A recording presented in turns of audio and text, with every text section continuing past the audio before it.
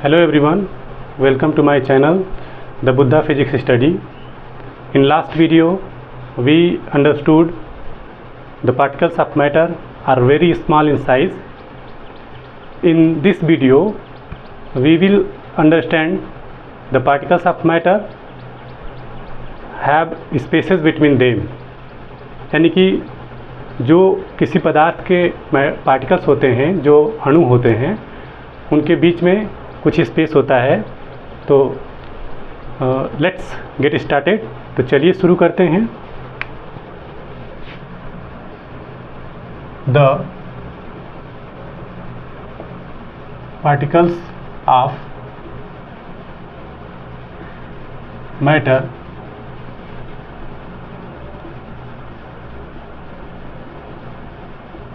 have spaces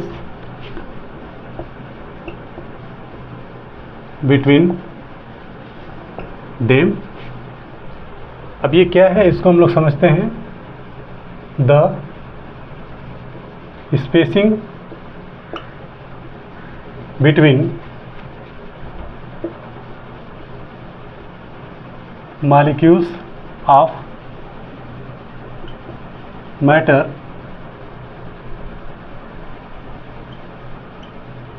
called intermolecular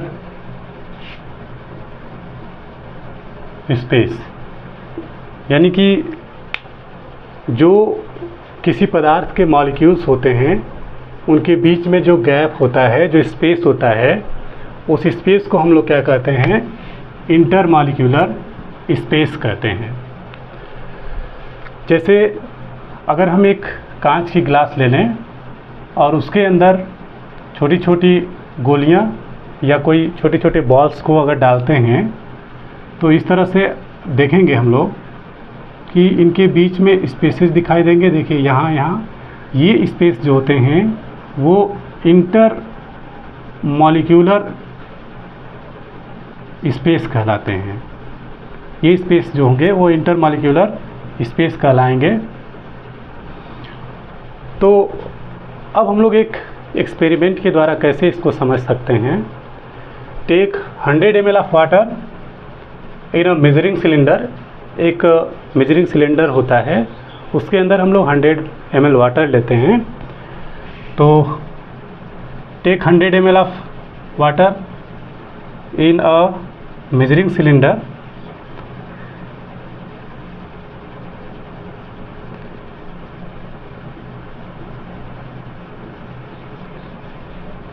Add 20 gram salt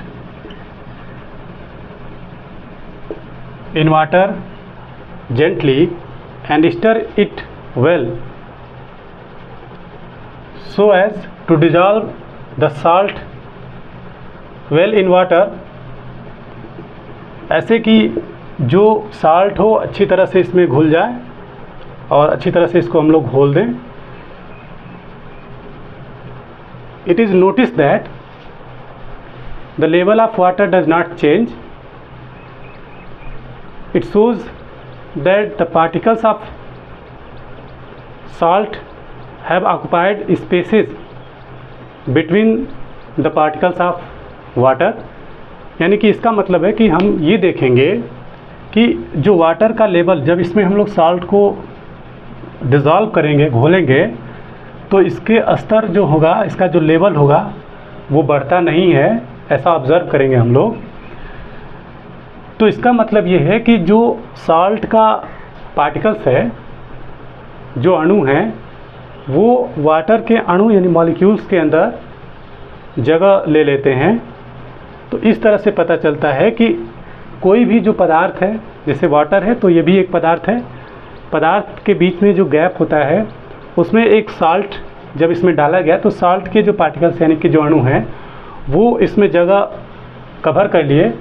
तो इससे ये पता चलता है कि किसी भी पदार्थ के बीच में जो मॉलिक्यूल्स हैं या जो उसके छोटे पार्टिकल्स हैं उसमें गैप होता है, स्पेस होता है, और उस स्पेस को कहा जाता है इंटरमॉलिक्यूलर स्पेस.